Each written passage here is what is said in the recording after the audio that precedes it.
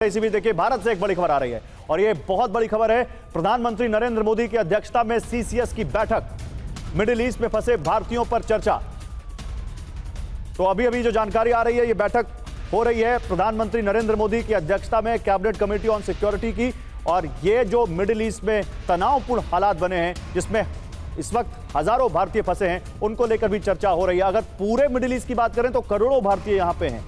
Kuwait में, UAE में, Saudi में कई सारे भारतीय हैं जो वहां पर हैं और इनको कैसे निकाला जाएगा, इसको लेकर बात हो सकती है। लेकिन इसी बीच देखिए ईरान की यूएस इजरायल को लेकर चेतावनी, बड़ी खबर आ रही है। यूएस इजरायल भुगतेंगे अंजाम, ये ईरान कह रहा है। एक दिन में 10 ड्रोन गिराने का दावा। अब तक अमेरिका के 22 ड्रोन गिराए हैं, ये कह रहा है ईरान। एक और बड़ी खबर दिखाई है पीसीआर यहां पर। देखिए एक और बड़ी खबर आ रही है हमारे पास। अमेरिका के हमले की, ईरान पर अमेरिकी नौसेना ने हमला किया है। ओमान की खाड़ी के पोर्ट पर हमले में ईरान का युद्धपोत तबाह हो गया है। ओमान की खाड़ी के पोर्ट पर हमला किया है यहां पर 2% इनसाइड है अमेरिकी नौसेना ने, और अमेरिका के इस हमले में ईरान का एक युद्धपोत तबाह हो गया है।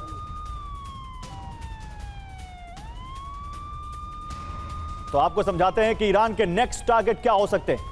Target number 1 Iraq, Syria, Qatar, Bahrain, Kuwait और जॉर्डन में यूएस बेस, जिनको ऑलरेडी वो मार चुका है। वजह अमेरिका की सीधी सैन्य ताकत का प्रतीक है ये बेसेस।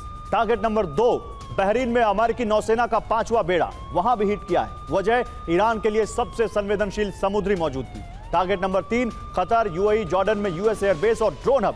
वजह यहीं से निगरानी, ड्रोन और एयर ऑपरेशन होते हैं। वो MQ-9 वाला ड्रोन जो आपने उड़ते हुए देखा था अभी।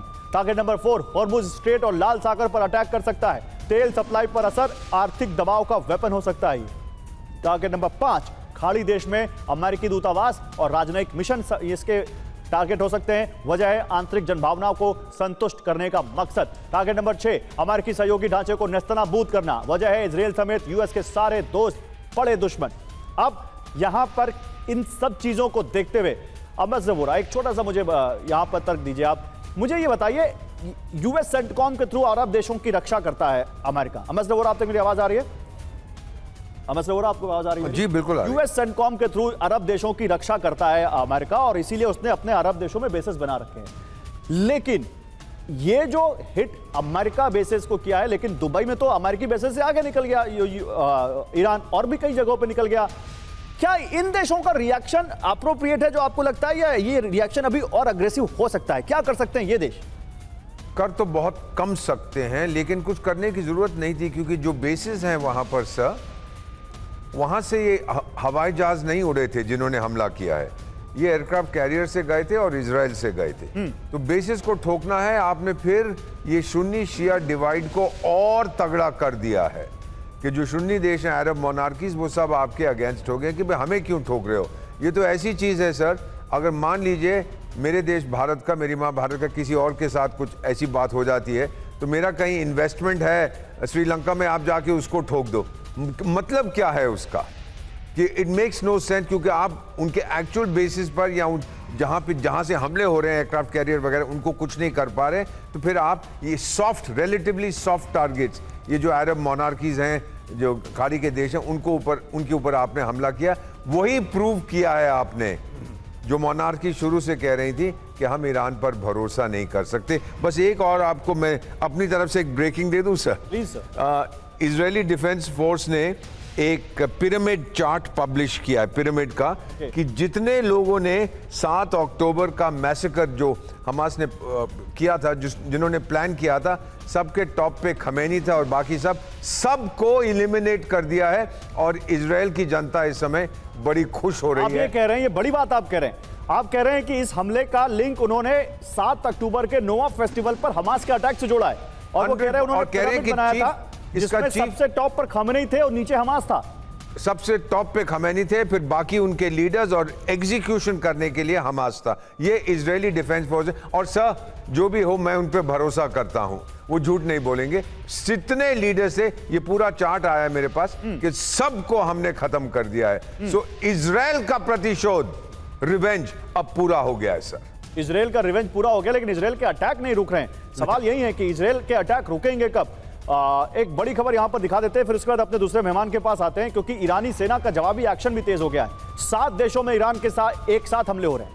इजरायल ने ईरान पर आरोप लगाया है कि रिहायशी इलाकों में भी हमले किए हैं ईरान ने। आई डोंट थिंक ईरान अब इस बारे में कुछ सोच भी रहा होगा, क्योंकि ईरान जिस मूड में है, जिस मोड में है, लगता नहीं कि वो अब वॉर एथिक्स को या कोई एथिक्स को फॉलो करेंगे। यहां वो बदले की आग में जल रहे हैं। ये देखिए, इजरायल ने ईरान पर आरोप लगाया है कि हमारे सिविलियन इलाकों में हमले कर रहे हैं यहां पर ईरान के लोग। रिहायशी इलाकों में हमले का आरोप लगाया उन्होंने। और देखिए कैसे रिहायशी इलाकों में धू धू कर जलती दिखी हैं इमारतें। ये देखिए, ये 7 देशों पर में ईरान ने हमला किया है। 7 देशों को अगर यहां पर ईरान हमला कर रहा है तो जरूर कोई ना कोई प्लानिंग होगी। एक और बड़ी खबर है, कुवैत में भी ईरानी सेना ने हमला कर दिया है। अली अल सलेम बेस पर विस्फोट किया है। ईरान ने शाहिद ड्रोन से यहां पर हमला किया। तो कुवैत में भी ईरानी सेना का हमला। कुवैत में बड़ी संख्या में भारतीय रहते हैं और वहां भी ईरानी सेना ने हमला किया है। अली अल सलेम बेस पर विस्फोट किया है, क्योंकि ये आज से तो टेंशन नहीं थी। हमने पिछले हमने पिछले जून में भी देखा, 2024 में भी देखा, ईरान और इजराइल में चल ही रहा था। अमेरिका ने बॉम्बिंग की जून में, तो ईरान भी तो टेबल पे बैठा होगा ना, उसने भी तो कोई प्लान बनाया होगा। उनको भी मालूम होगा कि अगर खामने नहीं तो अगला कौन, वो नहीं तो अगला कौन। और ये जो हमले हुए हैं, जरूर इसकी प्लानिंग की गई होगी। ईरान ने भी अपना कोई बैकअप रखा होगा। ऐसी छोटी ऐसे ही तो ये हमले नहीं हो रहे होंगे कि चलो आज उसने मारा तो हम इन सब बेसेस को मार देते। नहीं, डेफिनेटली प्लान तो है, ऐसी बात नहीं है कि प्लान नहीं है, परंतु फौज में एक कहावत है ना कि your plan, whatever your well made plan is, it immediately gets destroyed or cannot be carried out on first contact with the enemy।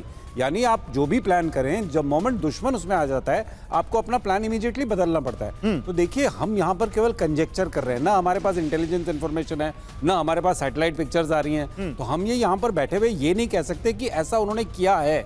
हम ये केवल एक एनालिसिस कर सकते हैं कि ये किया होगा। एंड जैसे लॉजिकली कोई और एनालिस्ट या कोई और मिलिट्री स्ट्रेटेजिस्ट करेगा, वैसा ही ईरान ने किया होगा। तो उसी के मद्देनजर रहते हुए मैंने ये कहा था कि 2 दिन से जो लड़ाई चल रही है उसमें अभी तक कोई चेंज ऑफ पैटर्न दिखा नहीं है हमें। अच्छा, अगर चेंज ऑफ पैटर्न दिखता है तो हम ये कह सकते हैं कि हाँ, ईरान का डेफिनेटली कुछ और इंटेंशन है, कुछ ये सीखा आपने है बड़ी बात कही है। और क्योंकि आप बहुत जानकार हैं इस मामले के, तो मैं इस बात को इसी वे में लेता हूं। लेकिन फिलहाल मनीष के पास जाते हैं। मनीष हमारे साथ जुड़ चुके हैं, हमारे संवाददाता। मनीष कुछ दिन पहले इजरायल में ही थे, इजरायल कवर कर चुके हैं, कई सारे वॉर जोन से आ चुके हैं। मनीष, मुझे ये बताइए, अभी ये वॉर का अपडेट क्या आ रहा है? और अभी वो अटैक ऐसे ही चल रहे हैं, प्लस क्या अब जब डोनाल्ड ट्रंप कह रहे हैं कि ईरानी शासन चाहता है कि हम बात करें, तो क्या बातचीत की अब फाउंडेशन शुरू हो चुकी है यहाँ पर लेआउट करना, और क्या आगे बातचीत की तैयारियां हो रही हैं? देखिए, सबसे बड़ी बात तो यह है कि ईरानियन सरकार तो पहले भी बातचीत के लिए तैयारी थी। हाँ। बल्कि जिस समय हमला हुआ था उससे ठीक पहले बात सही है। उन्होंने कहा ही था कि हम बातचीत के लिए कुछ इंटरेस्टिंग ऑफर लेकर भी आए हैं। बल्कि ऐसे कुछ ऑफर लेकर वो आए थे जो बताया गया कि ओबामा टाइम में नहीं मिले थे, यानी कि अच्छे बातचीत का ऑफर था। लेकिन खैर, इजराइल और अमेरिका ने एक्शन लिया और उसके बाद जिस तरीके से ईरानी सेना का रिएक्शन हो रहा है। लेकिन ये बात सही है कि हमारे यहाँ जो एक्सपर्ट सबकी राय है बिल्कुल सही है कि देखिए, अभी का जो पैटर्न है ईरान की तरफ से अटैक किए जाने का, वो लगातार ताबड़तोड़ अटैक तो कर रहे हैं, लेकिन उससे उनको क्या मिलिट्री पर्पस अचीव होगा ये कहना बड़ा मुश्किल है। क्योंकि अटैक तो आप करते जाओ, लेकिन अगर मान लीजिए कि आपको उससे कुछ स्ट्रेटेजिक बेनिफिट नहीं होता है, तो सिर्फ इसलिए कि हम अटैक कर रहे हैं ताकि हम दिखा सके कि हमारे पास भी ये क्षमता है। हाँ, ये बात जरूर है कि पिछले कई हफ्तों की तैयारी